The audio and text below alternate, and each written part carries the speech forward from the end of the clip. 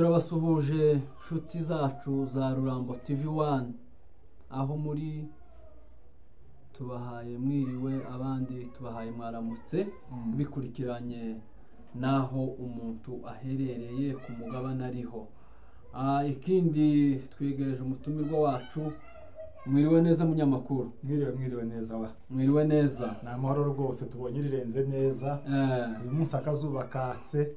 Abantu bari bageze kangahe bari mu mvura. Akavura kari kahari. Tubonye izuba rirenga. Uyu munsi rwose katse.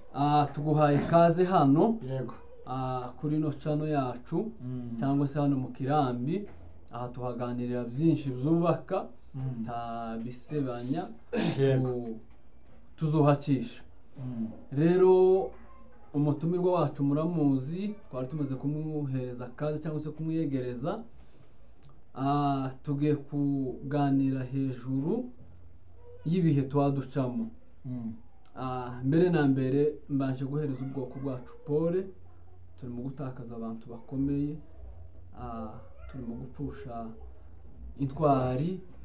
Rero aho muri hose ubwoko mu bihe ducamo dutanze mpore. Ikindi nosaba ubwoko nuko twoba umuntu umwe. Naho bariya bigize ngo nabanyakagara nibagaruke baradanganyitse. Iby'ukuri umugabo ari mu kuja kuri social media yabikinshasa yabahe ugasanga avuza amagambo kaho atavuka mu bwoko bwacu, ukagura ngo avukana n'abagisegeti n'ababitakwira n'abanyaruvumbu. Ariko ico nosaba ubwoko bwacu nuko twoshira hamwe tukaba umuntu umwe tukavuga imvuga imwe. Ico nico coduhesha agaciro n'icubahiro mu bundi bwoko. Rero munyamakuru tuguhaye kaze kugira ngo tuganire hano ni mu Kirambi. Asanzwe akoze wawa nakwe twongeye kubirizaho. Rero reka tuganire ibiganiro bigufi kitaza gufata umwanya muremure cyane. Ariko kandi hari ijambo ngira ngo mpubaze warukomojeho mu by'ukuri ni byiza gutanga inama no guhumuriza abantu ni byiza kuko nico kigenderewe. Ariko hari ijambo warukomoje ngo abanyakagara. Ese abanyakagara ni bande? Je sinza mbasobanukirwa mumenya baribo. Abanyakagara uko mzumva nuko bagenda babivuga. Uko mbumva abanyakagara n'abantu bahakana kwirwaneho. N'abantu bahakana kuko leta ariyo yadusenyeye mu misozi ya Minembwe. Abo nibo banyakagara. Abo nibo banyakagara. Je ntabona arinzi. Cyangwa bavuge mu mazina. Tarisi tuherutse kubona basoye. Y'abanyakagara. Ntayo nabonye. Ndaza kwiguhereza inbox. Kubesha nibibi ntayo nabonye. Ndaza kwiguhereza inbox. Ni byiza ko tubumwe. Ni byiza ko dusenyera ku mugozi umwe. Ni byiza ko twumva ikibazo dufite twese ari icacu kitureba.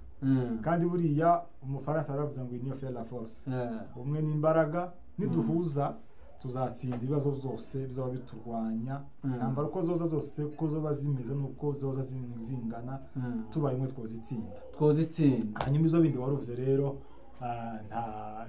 ntabwo nubishingaho cyane cyangwa ngo mbigenderemo cyane. Ariko ni byiza ko abantu baba umwe rwose nibyo byiza. None hari ikintu ngize iminsi nibaza nienda nimba kivuga turagiye gusubiza nimba tugishoboye nimba ikintu ushoboye ibitekerezo kugira ngo tugisangize n'abandi. Yego. Niki twokora kugira ngo ubwoko bwacu tugire umwe tubumwe niki twokora?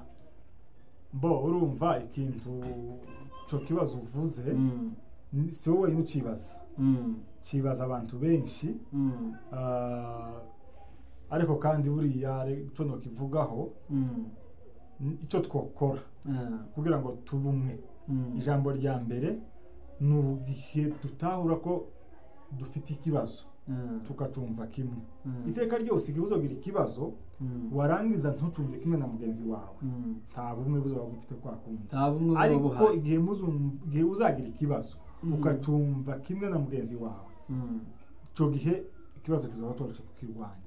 Rero nukumenya yuko abantu bagomba gusobanukirwa bakamenya yuko ubwoko burengana burenganwa n'abantu runaka burenganwa n'ubwoko runaka rero tukabyumva kimwe tukarushirizaho rero kugira imbaraga kubera ko twabaye umwe kugira ngo tubone umuti w'igisubizo rero abantu bose erega buriya ntawanga amahoro ariko barahari impamvu bahari ni uko hari abo usanga mu bwoko bwacu bavuga ngo ibintu bavuga cyane kuri Twirwaneho yagiye gutabara ababyeyi ruguru bagasa n'ababipfobya kuko ntacyo bagiye gukora abo ngabo umuntu wese ubipfobya ni umugereranya kimwe n'umwanzi rwose cyo kivuze ngihagazeho umuntu wese uvuga ngo Twirwaneho ntacyo yagiye gukora ntacyo yayikora uwo ni umwanzi w'ubwoko ni umwanzi w'amahoro ni umwanzi w'iterambere iby'ukuri n'ubona nimba n'ababyeyi bakiri ruguru ni Twirwaneho rero aho Twirwaneho muzokomere tuzobashigikira uburyo dushoboye naho bariya bagenda baja mu bindi bariya bakagara ubwo rero igihugu nitugira amahoro bazoje imbere y'ubutabera babiryozwe kuko bagiye bakora ibintu bitari byo ariko nabo twabagendera inama nimba bahari je simbihamya ko bahari kuko ntabonzi none se umugabo uza wumva amaudio yiwe ngo ni Ngarura uza wumva avuga ubwoko Ngarura Patrick ko mwumva je sinari twarakagara je numva gusa inavuga contre nibiri ko biba mbese agasa n'uwirengagiza ibibazo byose tugenda duhura nazo arabihakana ariko sinarize kuko ari we ariko kagara nimba Ngarura Patrick ariko kagara gusa inama twomuha nuko si wowe wenyine hariho n'abandi benshi yego nkubwiye ko njewe ntabonse ariko kandi nimba banahari bagomba kugaruka ubushize titwotinya kubivuga kuko ni ibintu zabaye ubushize Maître Moise Nyarugabo kuko ni umugabo ukunda ubwoko yanditse kuri Twitter atabariza cyangwa se abwira amahanga ibiha bikorerwa mu Minembwe iri mu misozi yacu intambara zari ziheruka atabariza ubwoko hari abanyagabo b'abanyamurenge bagiye ku mashosho media baramunyomoza ngo ni ibinyoma kandi tuzi twese kuko iri iwacu hari intambara abo ngabo n'abanzi b'ubwoko abo rero nibo bitutugara abo ngabo bitutugara nibo nitwo tugara urumva rero ndabyumvise kandi ndasobanukiwe icari cyakagara nageze ngira akagara wenda ni nk'agatsiko k'abantu mbese ni nka famille runaka aho ni agatsiko k'abantu bahakana ibibera iwacu abo ngabo nibo barahari kandi tubicaho inyuma barahari ariko icyo twabasaba gusa nuko bohindukira mu kivi badahindukiye none se cyangwa se bagira ngo ni gute bitakwira zoduha amahoro akihaya abona bene wacu bahaya bahakana kuko tuhaya twicwa ni ico kintu cyumva bitakwira n'umwe mu banzi turwana nabo kandi urumva nimba hari n'umunyamurenge cyangwa se undi muntu wese ubifatanije nawe akabona ko agomba gufatanya na bitakwira n'amahoro umuntu akora ikimushobokeye ariko cyane ubirebye cyane ku bwoko bwacu bitera agahinda cyane ku bantu b'ubwoko bwacu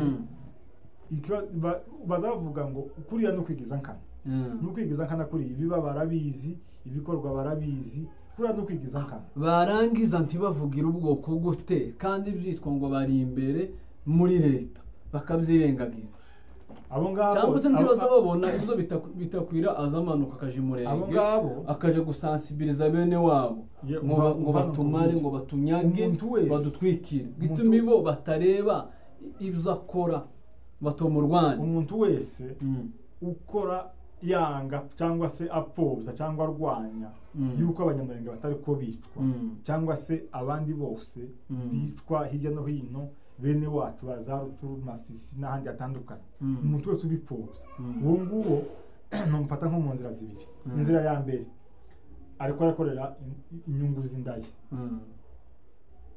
byabonye ko nta yandi maramuko afite ahitamo kwishora muri biriya bintu uwo nguwo n'umwanzi uwo nguwo agomba kurwanwa kugeza tunesheje taguciye mu ijambo munyamakuru nta muntu ugomba gushira inyungu ziwe imbere kugira ngo ubwoko bushire. Erega harabavyiyumvamo nimba hari icyo abuze yo kwigera abavandimwe bakamufasha, ariko aho ngo ashete ubwoko harabavyiyumvamo inyungu, harabahagurutse simvuze ngo bahagurutse kugira ngo bacuruza amaraso y'abandi y'abana b'abandi. Rero gusa icyiza njyewe numva codufasha kugira ngo tuzogere ku ntsinzi nuko twuba umuntu umwe, kuba umuntu umwe hamwe ubumwe buriya nibyo bya mbere, tukumva ikintu twirwaneho yagiye gukora. Urebye uriya mugabo yazamutse yari afite umwanya mwiza muri leta pe, yari amerewe neza, ariko aremera aja kwitangira ubwoko. Rero no ku bantu bapfobya twirwaneho uwo bavugaho iki? Abantu bapfobya twirwaneho ne baje kwisabanza, kuko iteka ryose umuntu ukurwanya utagushigikiye uwo mutumva kimwe ikibazo uwo ngo n'umwanzi wawe. None kunagira ngo umwanzi dufite ni umupfurero, ni umubembe, ni leta. Se n'abapfurero bose none twunavuga gute? Ni kako tubivuga. None se nk'umunyamurenge urwanya ubwoko nawe ukabaye umujenesi mu bandi bajenesi. Rero cyane umunyamurenge wese urwanya ubwoko ni yaduye kimwe na yakutumba, ariko tufata abapfurero bose ngo bashe wenda mu gatebo kamwe ngo nabanze. None se abantu bose bibona abantu bose buri ntibaza ko hari abapfurero batwifuriza ibyiza cyane, barahari ntibobura, kubera yuko abantu bose sinemera ko ubwoko bwose bovuga ngo buhaguruke kurimbura abandi ngo bure wenda usiga. Okay, nimba barahari tubishikira bakomeze bashaka ubumwe, kimwe nuko natwe bavuga ngo abanyamurenge turabanzi babo, ariko kandi si bose. Bose urambwira ngo hari abanyamurenge baturanye n'abapfurero kandi ntacyo babatwaye. None se we urabuzumva ute, urabivuga wiki? Njewe ko nabitekerezaga nuko nabibonaga nari nzi koko umupfurero wese ari umwanzi wacu. Rero mu kivi hariho abatwifuriza amahoro kandi bataja muri ibi, harabazo igihe nikigera. None se nimba bahari bakanguriye bene wabo bakareka biri abarimo. None se ngo mwokanguriye akareka biri akarimo, akagara baratunaniye nawe rero barabananiye. None se nimba akagara karabananiye kuko tubivuga nabo barabananiye. Rero gusaba bose igihe nikigera igihugu kikabona amahoro kigatekana bazohunga, kandi batanahunga bazashikirizwa ubutabera. Ibintu ba Piero bana Ruvumbu ibintu ni ngaho bari bagomba kuzohambira. Kuvuga kuko ari ngaho bitangiye kuja mu buryo urebye biriya bari abantu bo muri Noro cyangwa se bari abakongomani bo muri Noro nabo barirwaniriye kuko leta yabafataga, niko batangiye kumanira uzapa zagisegete. Leta yabafataga kaho atari abakongomani ikababuza uburenganzira bwabo, barahaguruka birwanaho. Barangije ejo bundi mwabonye kuko bafashe umujyi wa Goma. Rero natwe nk'abantu birwanaho tugomba kwirwanaho tugashitsa ku munota wa nyuma. Hari speech nabonye mwenyewe yigeze gutanga, aravuga ngo bazorwanirira ubwoko ku munota wa nyuma cyangwa se ku maraso ya nyuma. Icyo nico twese nico ni, ariko kibabaje munyamakuru nuko hari abantu baza baca inyuma bagasa n'abahakana ibikorwa akora. Abo nabanzi. Ariko rero cyiza kwagirasa ngo hari kizo tutagira abanzi. Erega no mu bihugu bifite amahoro. Tuvuge nk'igihugu ca Kenya gifite abatumva kimwe n'ubuyobozi buhari, abo bita abapoza. Rero abapoza ntage tuzobaho tudafite abapoza. Rero abo ngabo bagomba kubaho, ariko mwisho baza batsindwa, bazotsindwa. Yes, nuko gusa bagenda bacamwo ubwoko ugasanga ko barakora aho twokagize imbaraga, ibo bagashaka kuzanamo integenke gushiramwe abantu kugira ngo batumva ikibazo. Ariko rero icyo twobwira ubwoko, urubyiruko, abapapa, abamama, urubyiruko rw'abahungu n'abakobwa, nuko twohuza imbaraga nicyo gikenewe kugira ngo tuzobashe gutsinda umwanzi cyangwa se kugarura amahoro. Naho bana Ruvumbu ba Piero sinzi n'urundi mperutse kumva ngo nimba ari umwami w'inzuki ngo ni Samadari. Samadari no na Ruvumbu harya? Oya, hariho na Ruvumbu ngo nabo usanga Samadari ngo mwami w'inzuki. Ariko abo bose nidushira hamwe abo ngabo tuzobatsinda. Na M23 yatsinze iracyari mu rugamba ariko hari abageze barasa n'abahabagana konsensi n'ababagana ari gusiwe bwana Chirombo genda uganire na M23 n'abaturage bawe n'abantu uyoboye n'abakongomani bavuga ururimi rw'ikinyarwanda kimwe natwe tuvuga ururimi rw'ikinyamurenge. Rero turi abakongomani sampurusa apa jobundi arakantu twansekeje yaravuze yiyamamaza yaravuze ngo risasi moko mutu moko.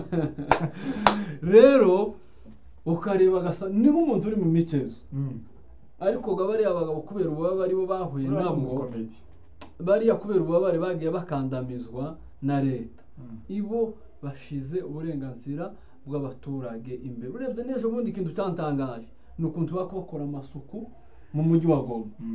Nanga yari afite umukubuzo ariko kubura takataka gatera mu modoka ikaja kumena. None abo bantu usaba gushigikirwa abavandimwe bafite iterambere nabo bashaka amahoro nta macakubiri bafite cyane. Rero dusoza dushimira umunyamakuru wacu afite ikinyamakuru cyangwa se gikorera kuri YouTube yitwa Inyundo TV1.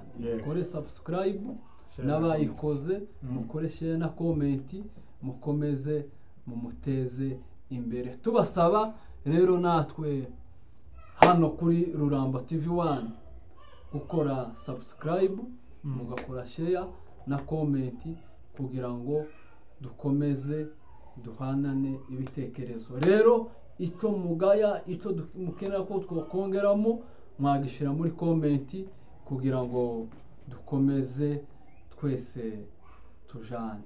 Sawa murakoze.